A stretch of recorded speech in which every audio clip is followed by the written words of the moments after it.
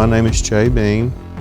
I am the director and founder of Shine in the Dark Commission, which is also his ministry. I'm just his servant.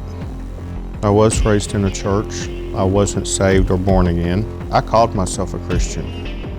I thought I was, I guess because I had been to church all my life. I believed there was a God, I believed there was a Jesus, but I didn't really know how to read my Bible, and I just didn't know the Lord. You become what you practice. After I tried college, where I was selling marijuana, coming home to Memphis every weekend, it evolved into selling cocaine. It became real easy to just go to the bars every night and sell drugs, and I didn't want anybody selling my customers, so I was there all the time. It became a very dark, depressing life. I can just remember laying in my bed wondering if I was going to wake up or if I was going to OD. I didn't know how bad I was. I couldn't see it. I was blind. But I do know that after I got born again, everything looked different. The main thing I wanted to do when I got born again was just to read my Bible. Well, I couldn't believe that at 38 years old, when I was born again, that I had never seen an Our Daily Bread. I started using it like in my morning time with God. And a lot of times we don't know where to open our Bible. And so it just was very instrumental in teaching me how to develop a deeper relationship with God and to grow my faith. Starting Shine in the Dark Commission has evolved over the years. Isaiah 58 talks about opening up your home to strangers and sharing, giving up something to share with somebody else like food or clothes. And so I really took that to heart. When we give you these clothes, you need to acknowledge that they're from God. He's helping you. We're just His hands and feet. Shine in the Dark Commission is a charitable ministry. We distribute Our Daily Bread, of course, clothes and food, and at the same time, we're taking inner city youth with us to do this work so they can develop the heart to do God's work. I want to give you a hug. Thanks, man. Okay. God bless you, sir. God bless you. All right.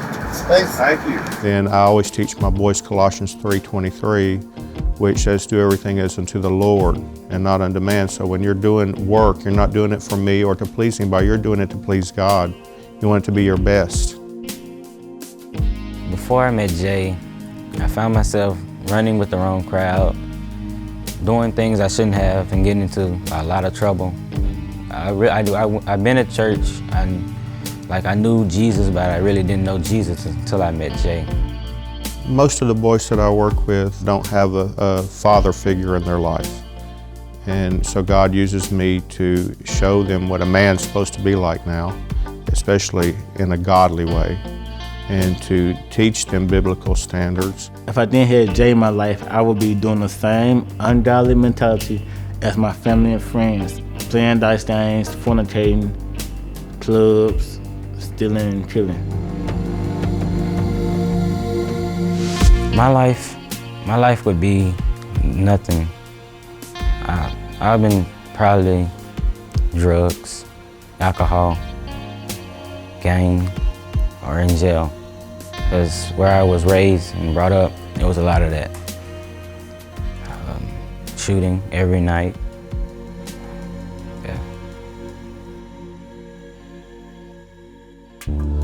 Yeah. God is all about grace. And God teaches me daily to try to be the same grace that He's been to me. And today I try to apply that in the way I minister to my boys. We all get together as brothers, because that's why I consider them as my brothers. We all get together and we have family time.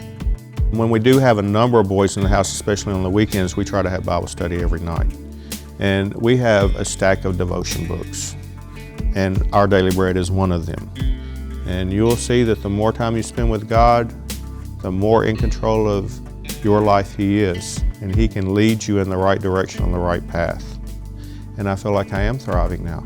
My life is an adventure. And I can just look back from when I got born again in 1997 to today and see how everything that God has put me through, He has been growing me. He's been teaching me to do what I'm called to do today. And it's exciting.